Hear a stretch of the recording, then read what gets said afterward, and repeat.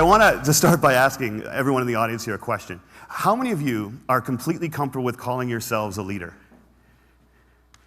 See, I've asked that question all the way across the country, and everywhere I ask it, no matter where, there's always a huge portion of the audience that won't put up their hand. And I've come to realize that we have made leadership into something bigger than us. We made it into something beyond us. We made it about changing the world. And we've taken this title of leader and we treat it as if it's something that one day we're going to deserve. But to give it to ourselves right now means a level of arrogance or cockiness that we're not comfortable with. And I worry sometimes that we spend so much time celebrating amazing things that hardly anybody can do that we've convinced ourselves that those are the only things we're celebrating. And we start to devalue the things that we can do every day. And we start to take moments where we truly are a leader and we don't let ourselves take credit for it and we don't let ourselves feel good about it. And I've been lucky enough over the last 10 years to work with some amazing people who have helped me redefine leadership in a way that I think has made me happier. And with my short time today, I just want to share with you the one story that is probably most responsible for that redefinition. I went to a school on a little school called Mount Allison University in Sackville, New Brunswick. And on my last day there, a girl came up to me and she said, "I remember the first time that I met you." And then she told me a story that happened 4 years earlier. She said, "On my day before I started university, I was in the hotel room with my mom and my dad, and I was so scared and so convinced that I couldn't do this, that I wasn't ready for university, that I just burst into tears.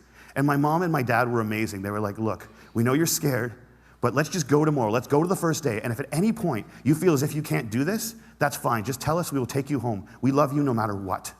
And she said, so I went the next day and I was standing in line getting ready for registration and I looked around and I just knew I couldn't do it. I knew I wasn't ready. I knew I had to quit.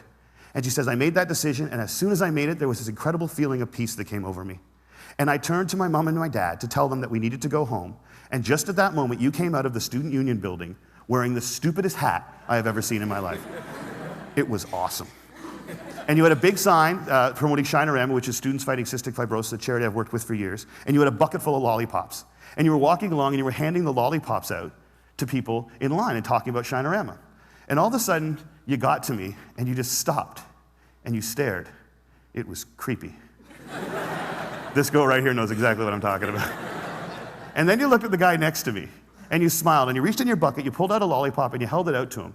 And you said, you need to give a lollipop to the beautiful woman standing next to you. And she said, I have never seen anyone get more embarrassed faster in my life. He turned beet red, and he wouldn't even look at me. He just kind of held the lollipop out like this. And I felt so bad for this dude that I took the lollipop. And as soon as I did, you got this incredibly severe look on your face, and you looked at my mom and my dad, and you said, look at that. Look at that. First day away from home, and already she's taking candy from a stranger.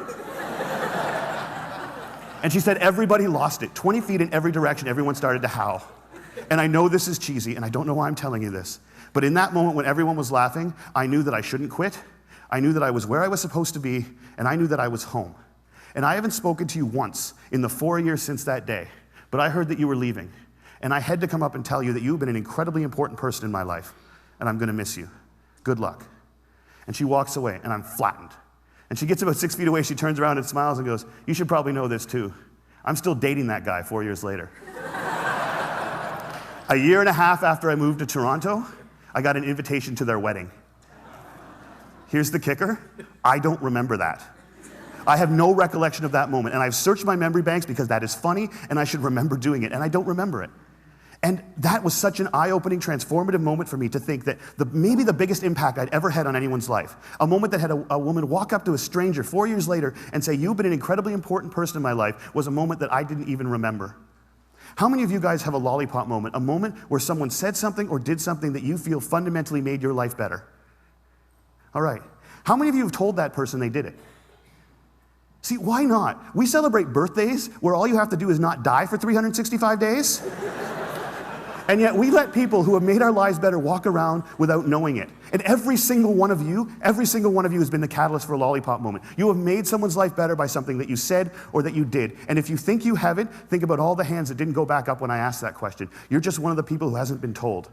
But it is so scary to think of ourselves as that powerful. It can be frightening to think that we can matter that much to other people. Because as long as we make leadership something bigger than us, as long as we keep leadership something beyond us, as long as we make it about changing the world, we give ourselves an excuse not to expect it every day from ourselves and from each other.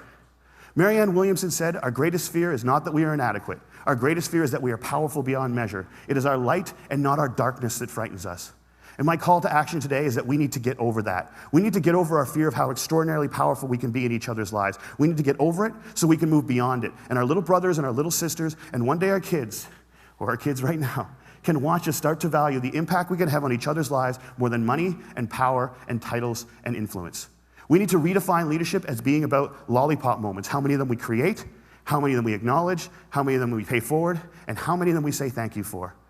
Because we've made leadership about changing the world, and there is no world. There's only 6 billion understandings of it. And if you change one person's understanding of it, one person's understanding of what they're capable of, one person's understanding of how much people care about them, one person's understanding of how powerful an agent for change they can be in this world, you've changed the whole thing.